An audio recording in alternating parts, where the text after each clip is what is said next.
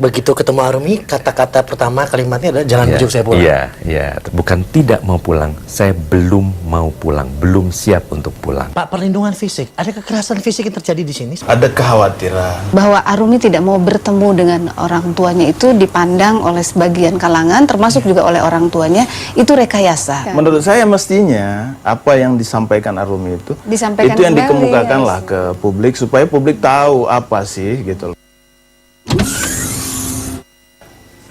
Pemirsa, perselisihan apapun wujudnya tidak akan pernah membuat kita menjadi nyaman. Apalagi ketika perselisihan itu terjadi pada orang yang kita cintai dengan orang yang paling dekat dengan kita. Ibunda tercinta misalnya.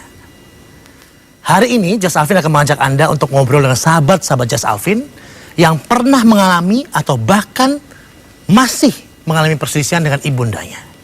Tapi sebelum itu, saya akan ajak Anda untuk dengarkan dulu yang berikut ini.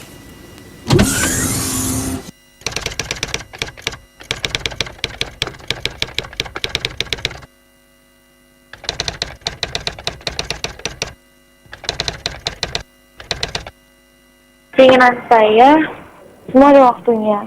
Mereka tetap orang tua saya tetap menghargai dan saya tetap tunduk hormat ke mereka. Tapi tidak sekarang.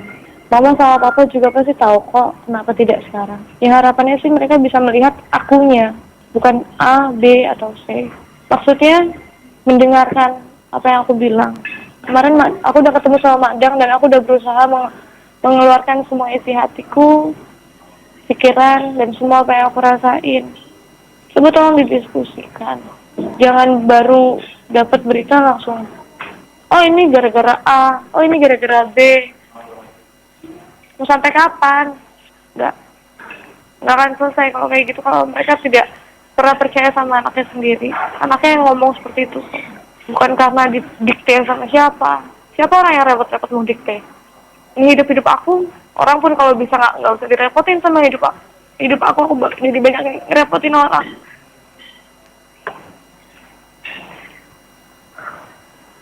Stop doing that. Capek ngeliat terus-terusan, oh ini gara-gara si A, gara-gara si B, udah tahu kok ini semua gini-gini. Enggak, itu enggak, mama nggak tahu. Kalau mama terus-terusan seperti itu nggak akan selesai. Ya, sama-sama sudah kita dengarkan tadi rekaman pembicaraan dengan Arumi dengan beberapa orang yang terpilih sebagai mediator antara keluarga dengan LPSK. Tapi saya akan ajak Anda juga untuk ikuti perjalanan saya menemui Kak Seto dan juga LPSK berikut ini. Kembali di Jas Alvin dan seperti Anda lihat, saya sedang berada dan bersama dengan orang yang sangat saya kagumi. Ada Kak Seto yang dikenal sebagai pemerhati masalah anak. Istilah aja tuh Kak Seto ya. Sehat Kak Seto? Alhamdulillah. Ini kan memang lagi ramai kembali. Bahkan saya dengar baru-baru ini juga Kak Seto digugat ya untuk kasusnya Arumi. Kapan terakhir kali ketemu Arumi?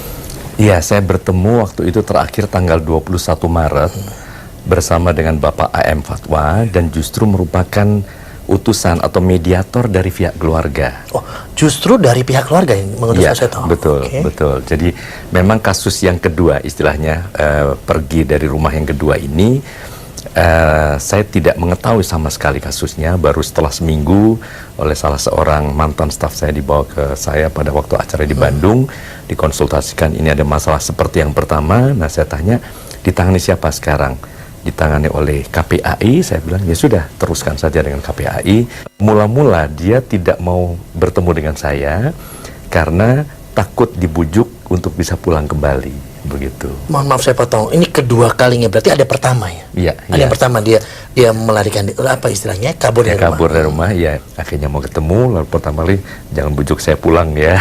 Itu pertama kali. Ya. Begitu ketemu Arumi, kata-kata pertama kalimatnya adalah jangan bujuk saya pulang. Iya. Terus oke, ngobrol. Terus saya tanyakan nggak kangen? Ya kangen. Terus gimana? Ya pokoknya bukan tidak mau pulang, saya belum mau pulang, belum siap untuk pulang. Jadi apakah ini kan papa mama juga rindu gitu.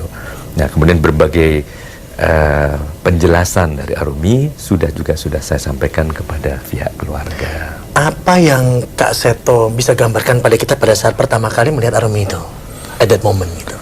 Iya, pada waktu itu saya melihat memang sedang berbincang dengan Bapak AM Fatwa, ya.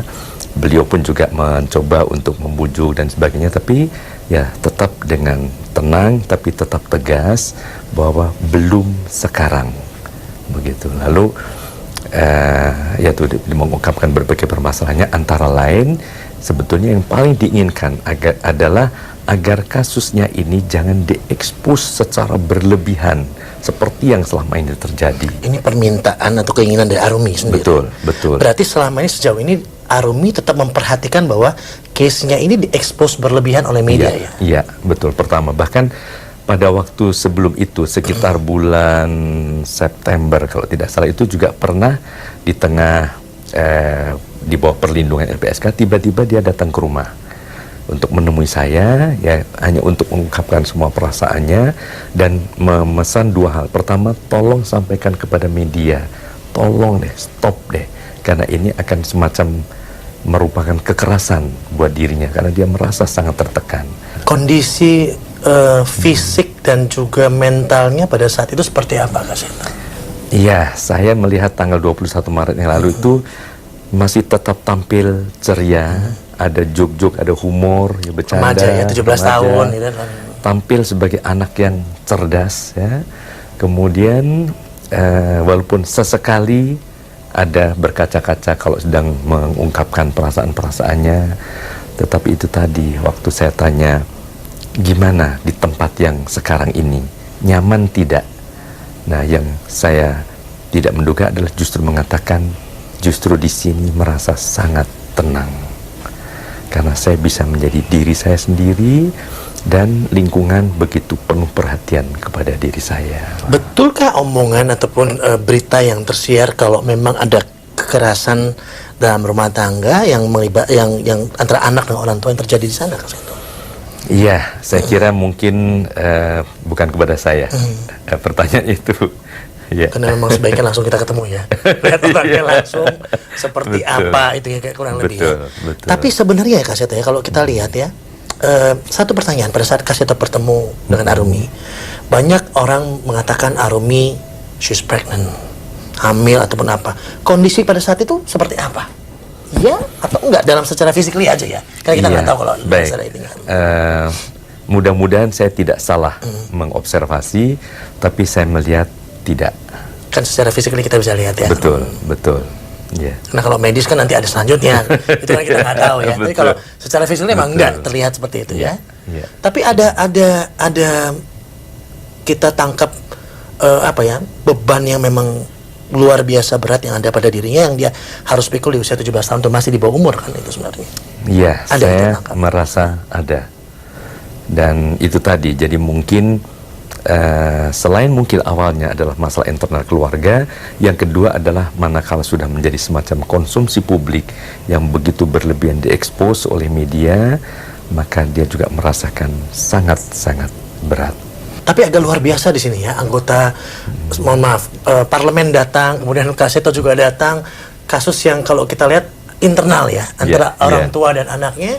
Kok panjang sekali ya kelihatan Kak Seto ini ya, agak membingungkan sebetulnya. Iya, memang itu tadi, justru ini dikhawatirkan akan semakin membuat ruwet permasalahannya. Jadi karena sudah terekspos begitu luas oleh media, nah akhirnya melibatkan begitu banyak, ada mungkin anggota parlemen, mungkin nanti ada pejabat, ada baik siapapun juga, sebaiknya justru tidak dilebarkan permasalahannya, diselesaikan justru secara internal mungkin internal. Ya, itu dari awal tadi ya, kalau saya lihat expose daripada orang tua yang ingin anaknya kembali sangat bertubi-tubi ada di media, tapi anaknya sendiri sama sekali tidak ingin berbicara.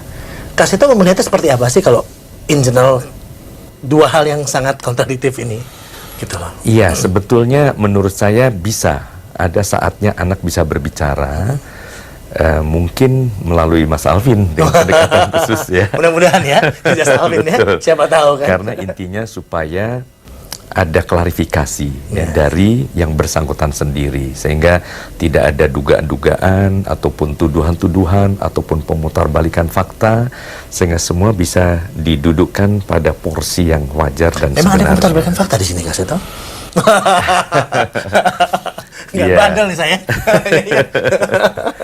Ya, artinya saya melihat bahwa beberapa kalangan yang sebetulnya justru mengkampanyekan perlindungan anak, mengkampanyekan stop penculikan terhadap anak, tapi justru bisa menjadi tertuduh seolah melakukan atau suatu sindikat penculikan anak yang melibatkan ada KPAI, ada LPSK, ada pengadilan negeri dan sebagainya. Dan ini terjadi ya, karena Kak Seto digugat memang kan? Iya. Baru betul, belakangan betul. ini, baru-baru ini bahkan. Iya, iya, Bagaimana iya. menanggapinya Kak Seto kalau begini? Iya, saya hanya tersenyum saja. Karena tadinya kan wakil, mediator. Justru itu saya juga Mediator. memang agak bingung ya loh nih.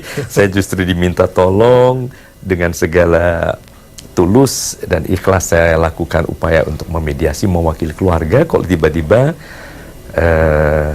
dituduh atau dibalik menjadi seolah saya dalang penculikan dan sebagainya. Oke, kalau kita lihat ke depan, apa yang bisa kita pelajari dari case ini sendiri? Yang penting adalah jangan sekali-sekali menggunakan kekerasan atau tangan besi, karena hasilnya adalah justru kontraproduktif. Kalau tidak berontak, melawan, bahkan kemudian juga bisa menyingkir dari rumah karena tidak kuat akan tekanan-tekanan. Berarti kalau ada kekerasan, berarti anak akan berontak ya? Pada dasarnya demikian. Berarti, sama Marum ya berontak. Apakah mungkin ada kekerasan? Kita break dulu. Terima kasih Kak Seto atas waktunya. Kita kembali saat lagi hanya di Jalan Tahu. Untuk siap bertemu dengan orang tua juga kan perlu si anak ini mau orang tuanya mau bertemu gitu, dan kebetulan posisi orang tuanya ini adalah terlapornya. Nah, kalau anaknya tidak mau kemudian kita memaksakan jadi nggak merasa nyaman juga nanti di bawah Memang dia lindungan nggak merasa LPSK. nyaman ya?